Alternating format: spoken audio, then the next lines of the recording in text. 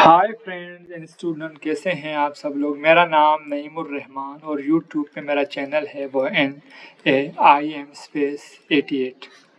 आज मैं आपको मैथमेटिक्स में जो हम सीखने आ रहे हैं और सीखना जो हमने स्टार्ट किया है वो है पहाड़े।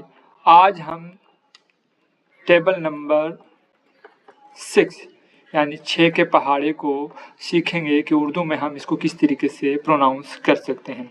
इंग्लिश मीडियम स्टूडेंट जितने भी हैं वो 6 के पहाड़े को कुछ इस तरीके से प्रोनाउंस करते हैं। 6 1 ज़ा 6, 6 2 ज़ा 12, 6 3 ज़ा 18, 6 4 ज़ा 24।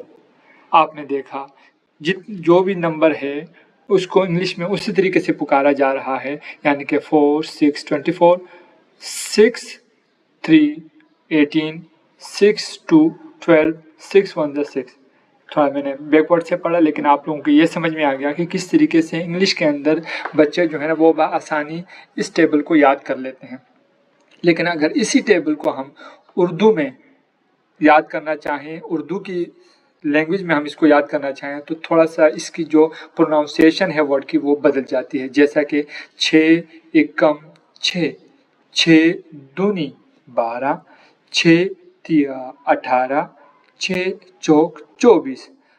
तो इस तरीके से जो है ना वो पूरा का पूरा जो है ना वो आपका जो टेबल है वो बदल जाता है प्रोनाउंसिएशन के हवाले से उर्दू में। आइए हम 6 के टेबल को किस तरीके से हम बआसानी सीख सकते हैं बच्चे, और ताकि वो जो है ना वो 6 के टेबल को याद भी कर लें। 6 एकम 6, 6 दूनी 12, 6 तिया 18, 6 चौक 24, 6 पंजा 30, 6 छिके 36, 6 सते 42, 6 अटे 48, 6 नाम 54, 6 दाएं 60। कितनी ही खूबसूरती से जो है ना वो लफ्ज़ जो है ना आखिर के अंदर वो मिल रहे हैं एक दूसरे के साथ। थोड़ा सा हम इसको तेज़ पढ़ लेते हैं ताकि बच्चे आसानी के साथ इसको फिर सीख जाएं।